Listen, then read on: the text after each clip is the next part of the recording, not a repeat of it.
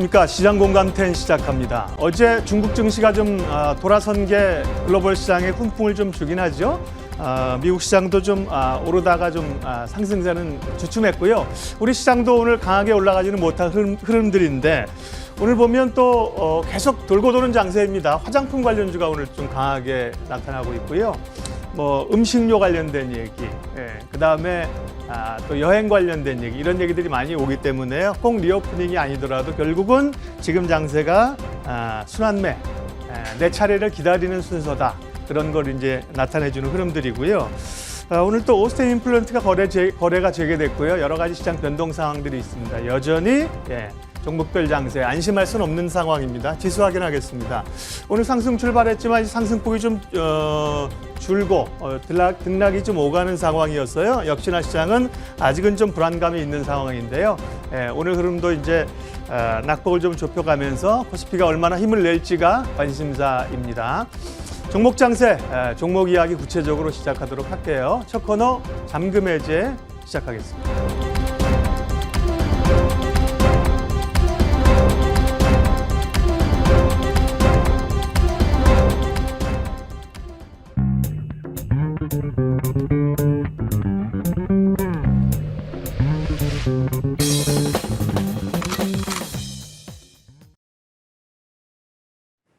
잠금 해제 시간입니다. 시간이 갈수록 양지수 탄력 둔화되고 있죠. 상승분을 거의 다 반납해 나가는 흐름에 코스닥은 하락 전환한 상황입니다. 선물 쪽 외국인의 매도가 다소 강하게 나오고 있다는 점도 부담이고요. 하지만 여러 이슈 안고 개별 업종별로 굉장히 빠르게 순환이 나오고 있죠. 전략 챙겨보겠습니다. 자, 오늘 잠금 해제 김종효 위원과 함께합니다. 어서 오세요. 네, 안녕하십니까? 네. 오늘 시장 특징주 뭐니 해도 아모레퍼시픽 빼놓을 수 없을 것 같아요. 오늘 외국인의 매수도 굉장히 강하게 코스피에서 들어오고 있는 상황이고요. 실적은 부진했는데 자사주 처분한다라는 소식도 있었고 또 실외 마스크 해제 이런 기대감도 같이 나오면서 섹터가 올라가요. 이거 연속성 뗄 수 있다라고 보시나요?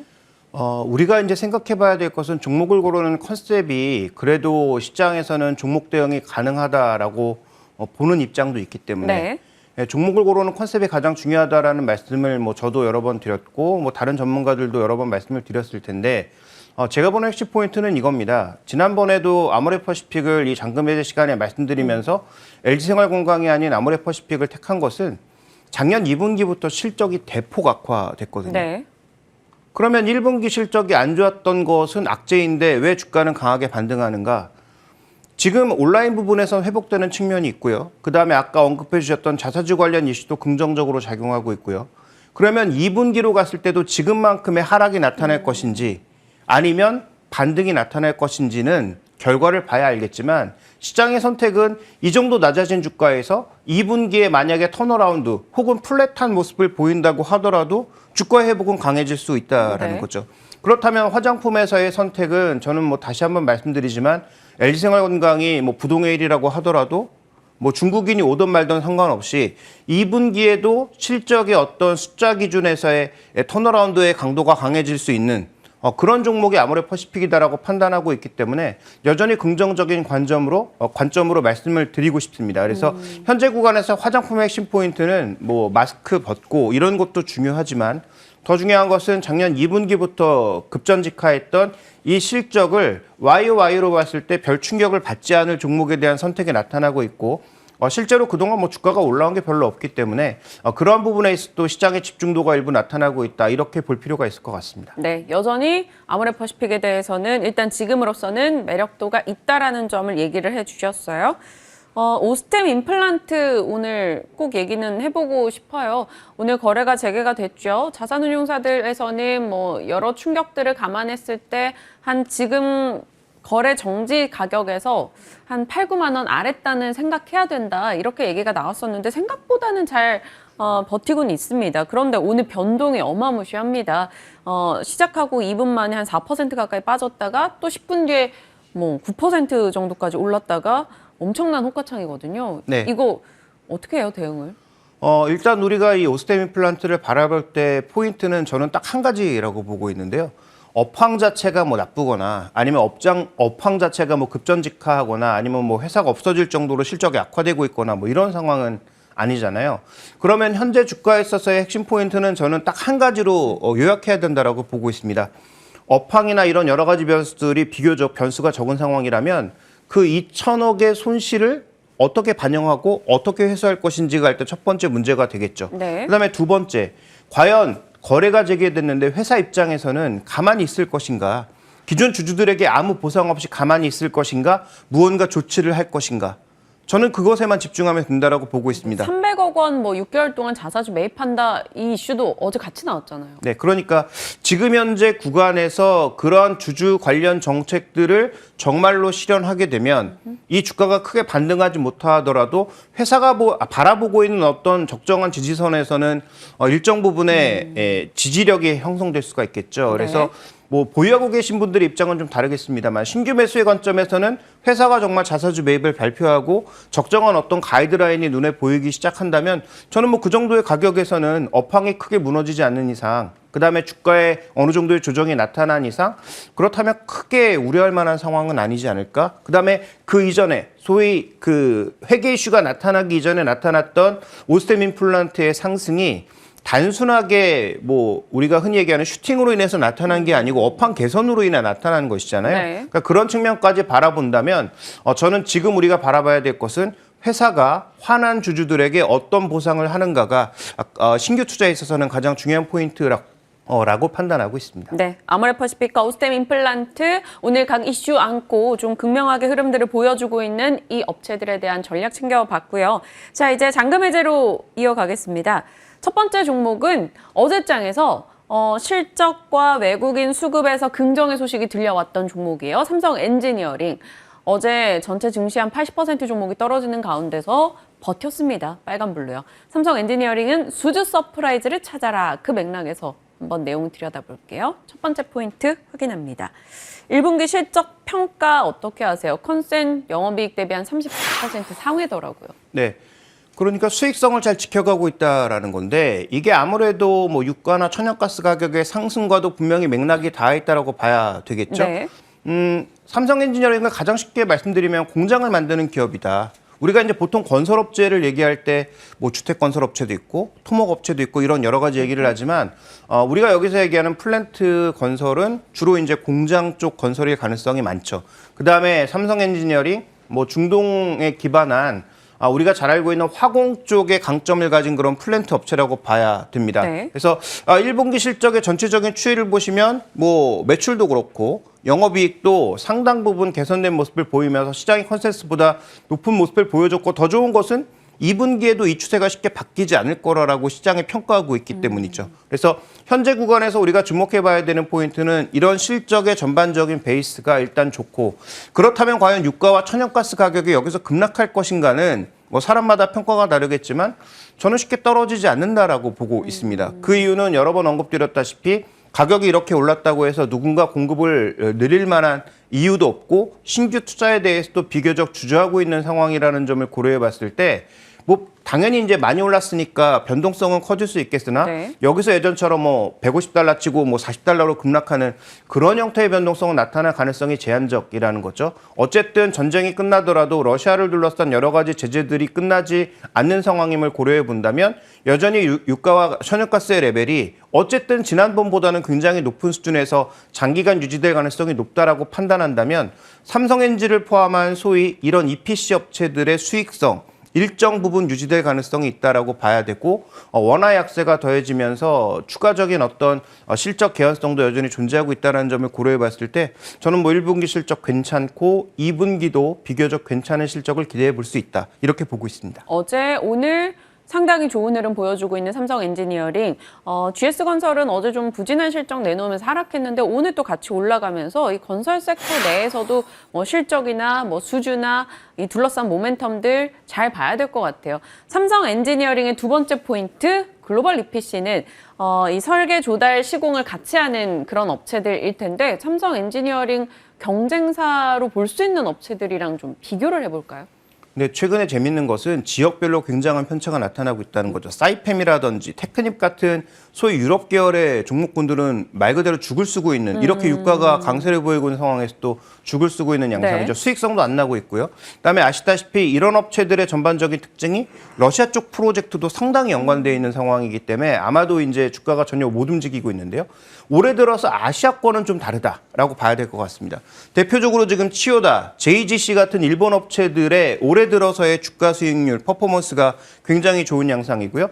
삼성 엔지니어링도 이와 같은 맥락을 같이 하다가 최근 들어서 약간 탄력이 줄어든 모습이기 때문에 지금 아시아권이 다 아시다시피 여전히 이런 플랜트 수요가 존재하고 있고 그다음에 우리가 플랜트라고 하면 아까 이제 화공 플랜트라고 말씀을 드렸지만 최근에 삼성엔지 쪽에 무게를 실어주고 있는 것은 이런 화공 플랜트를 만드는 업체들이 뭐 수소라든지 소위 우리가 친환경 쪽이라고 불렀던 쪽의 플랜트도 수주할 가능성이 높다.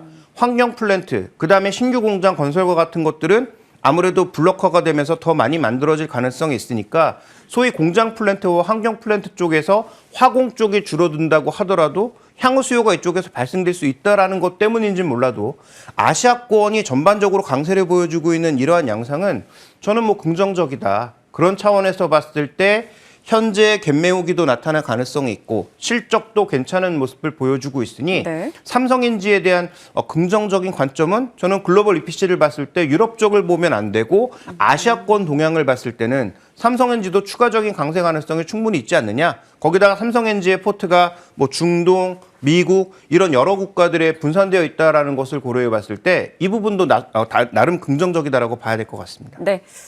삼성 엔지니어링 뭐 오늘장도 5% 이상 올라오고 있는 상황인데 사실 지금 주가 상황이 어떤지 뭐 가지고 있는 모멘텀이랑 비교를 해봐야 될 것 같아요. 사실 이런 쪽은 결국 수주를 저희가 체크할 수밖에 없는데요.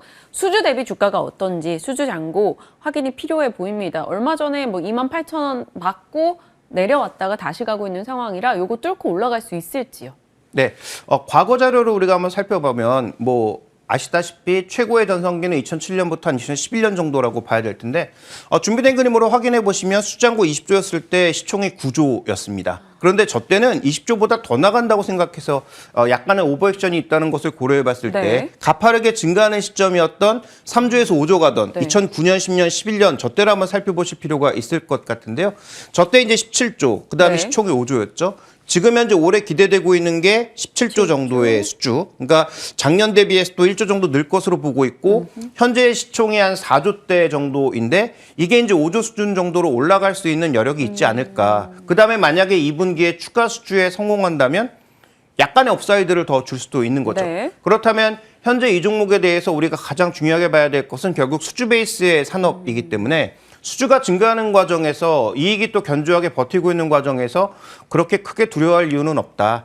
다만 수주가 폭발적으로 예전만큼 늘 수 없고 그다음에 주력이었던 화공 쪽의 수요는 아까도 모두에 언급드렸다시피 폭발적으로 과거처럼 증가하지는 않을 것이기 때문에 예전처럼 높은 밸류를 줄 수는 없다는 것이죠. 그래서 우리가 지난 2009년, 2010년 정도를 되돌려 살펴봤을 때 시총 5조를 한번 밸류에이션을 해본다면 네. 저는 한 3만 원대 정도 내외의 가격은 가능하지 않을까? 그렇다면 아직은 추가적인 상승 여력이 남아있는 것이 아닌가 이렇게 판단하고 있습니다. 오늘 한 5조 2천억 정도 시총이 되고 있는데요. 그럼에도 불구하고 목표가 3만 원 정도 바라볼 수 있다. 추가적인 수주의 업사이드가 있기 때문에 저는 당연히 그렇다면 주가의 추가적인 업사이드도 존재하고 있다고 보고 있는 거죠. 알겠습니다. 삼성 엔지니어링 어제 오늘 좋은 흐름 보여주고 있는데요. 말씀 주신 스토리들을 여러분 한 번 더 체크해 보시길 바랍니다. 다음 종목 가겠습니다. 이 종목 어제 장 마감 이후에 실적이 나왔어요. LG화학 나도 인플레 수혜주다. 어떤 포인트인지 확인해 보겠습니다. 열어보시면 어제 1분기 실적 평가부터 좀 해보죠. 일단은 어제 배터리 데이도 있었고 실적도 있었고 뭔가 이슈가 쏟아졌던 LG화학이에요. 네, 그렇습니다. 일단 실적과 관련돼서는 여러 가지 얘기가 있었고 실제로 컨퍼런스 콜에서도 여러 가지 얘기들이 흘러나왔는데 아마도 우리가 좀 집중해 봐야 되는 포인트는 실적을 한번 볼까요? 일단 매출 쪽에 있어서는 시장이 기대했던 것보다 굉장히 강한 실적이 나왔지만 이익단에서는 굉장히 변수가 많이 발생하고 있다. 그렇다면 이익단의 이 변동성을 어떻게 바라볼 거냐가 핵심 포인트라고 보여집니다. 그래서 과거 그 LG 에너지 솔루션이 있었던 때와 비교해 봤을 때 당연히 뭐 주가의 조정도 크게 받았고 네. 여러 가지 부담감이 나타나고 있는 것은 사실이나 우리가 확인해 볼 수 있는 건 매출 성장에 대한 의심은 별로 안 해도 된다. 포트폴리오가 재편되면서 어쨌든 굉장히 수익성이 그 매출 성장이 잘 나타나고 있는 것이기 때문에 이 부분은 괜찮은데 이게 이제 수익단으로 넘어갈 때는 원가의 상승 요인이라든지 그다음에 추가적인 투자가 계속 이어져야 되는 R&D 비용이라든지 이런 것들 때문에 계속 뭔가 앞으로 변동성이 있을 수 있다라는 거죠. 그러면 매출은 성장하는데 이익의 변동성이 발생하는 기업의 밸류에이션을 어떻게 평가하는 것이 적절한가를 가지고 앞으로도 계속 논란이 발생할 수밖에 없다라는 점은 우리가 인정하고 가야 되겠다. 네. 그렇다면 2분기 뭐 회사에서도 밝혔다시피 실적에 약간의 좀 변동성이 있을 것으로 보이죠. 그래서 현재 결론적으로 말씀드리면 뭐 결론은 이따 다시 한번 언급드리겠습니다만 결론적으로 말씀드리면 계속 좀 변동성을 탈 수밖에 없는 그런 상황으로 전개가 되고 있다라고 일단 정리를 해봐야 될 것 같습니다. 네. 좋습니다. 그럼 그걸 전제로 깔고 저희가 다음 포인트 전략을 가보도록 할게요. 넘겨보시면 미래 성장성과 비용. 사실 저는 LG 에너지 솔루션 연초에 LG 엔솔에 대한 얘기를 막 나눠갈 때였어요. 그때 당시 LG화학이 결국 LG 엔솔의 소재 아니겠느냐 이렇게 표현을 해주셨던 게 아직도 기억이 남거든요. 2차 전지 쪽 그리고 뭐 여러 가지 신사업을 도전하고 있는 거에서 성장성은 갖고 있는데 비용 부담은 계속 늘고 있다는 거죠. 그렇죠. R&D를 계속 투자하는 것을 우리가 어떻게 평가할 거냐. R&D도 자산일 수 있잖아요.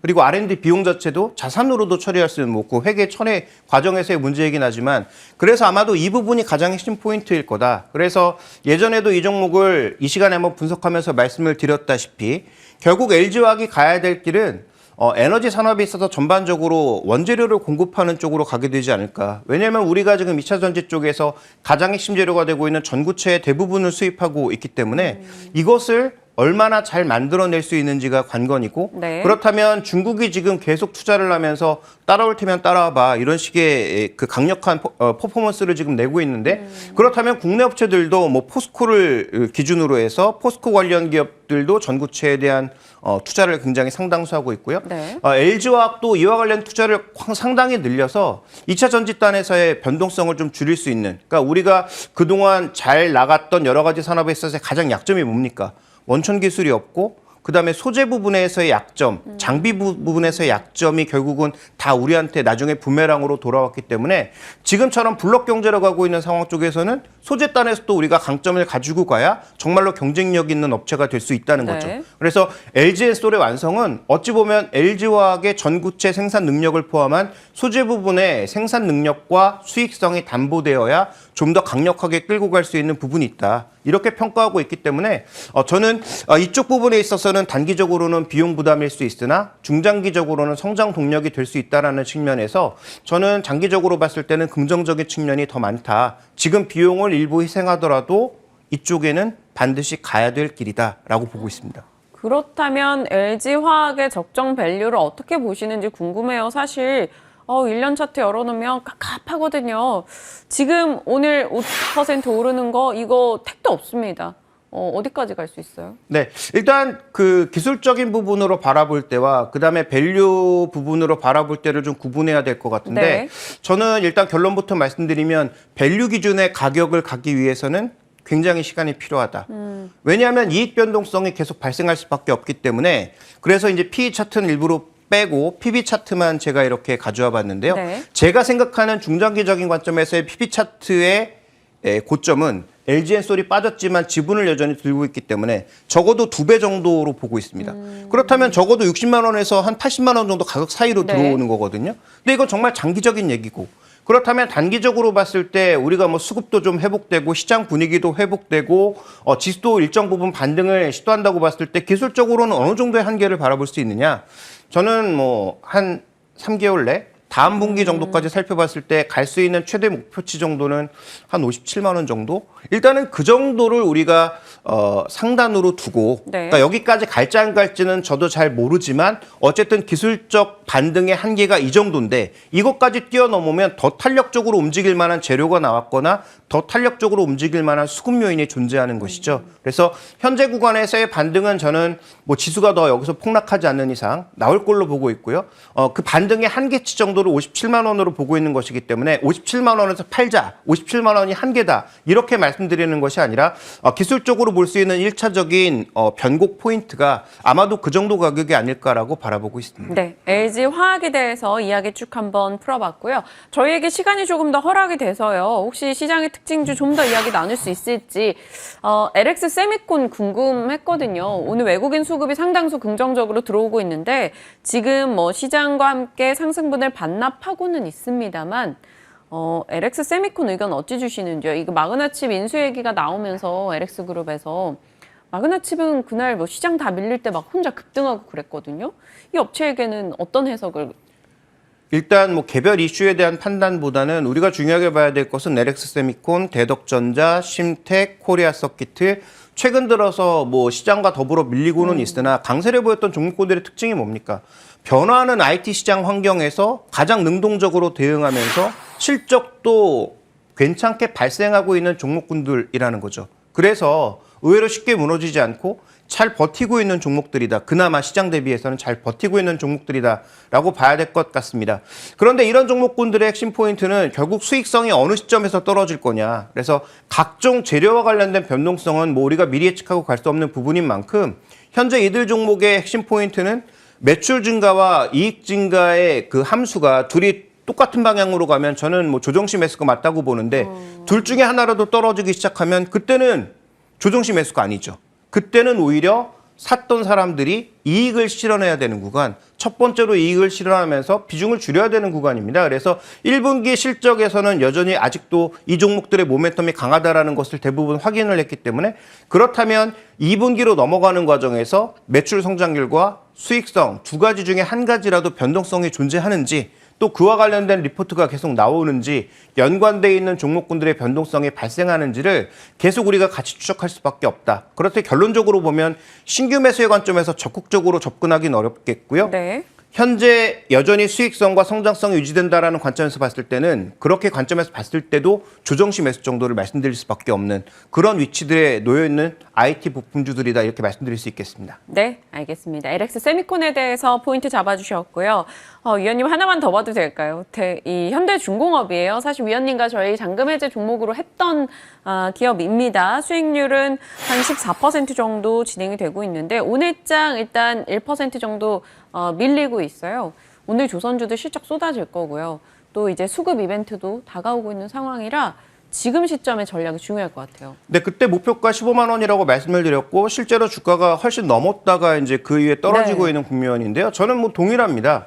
이 종목이 5월 달에 수급 이벤트가 끝나기 전까지는 그렇게 쉽게 밀리지 않을 거로 판단하고 있습니다만 수급 이벤트가 끝나고 났을 때 과연 이러한 수급으로 올랐던 종목이 좋은 결과를 보였던 적이 확률적으로 그렇게 많은가를 반추해 보면 그렇지 않았다는 거죠. 그러니까 수급 이벤트 때문에 오른 부분이 분명히 있기 때문에 그러면 수급 이벤트가 끝나는 순간 수급 이벤트로 인해서도 일정 부분 밀리거나 차익 실현 매물이 나올 수 있다는 것. 그래서 이 종목의 지금부터 봐야 될 핵심 포인트는 저는 신규 매수 관점에서는 관심이 없고 지금부터 봐야 될 핵심 포인트는 외국인 기준의 공매도가 쌓이는가. 뭐 그게 외국인이 됐든 누가 됐든 대차 잔고나 소위 공매도 잔고가 쌓이는가를 잘 살펴보실 필요가 있겠고 이게 쌓이기 시작한다면 실제로 5월이 오기도 전에 뭔가 변동성을 탈 수 있기 때문에 이 종목에 대해서는 저는 여전히 뭐 그때는 뭐 다소 이제 긍정적이다. 왜냐하면 수급 이벤트가 여전히 진행 중이어서 긍정적이다라고 말씀을 드렸는데 일정 부분의 목표를 달성한 지금 시점에서의 긍정적이다? 저는 아니다라고 보고 있고요. 지금부터는 어떻게 효율적으로 줄이느냐가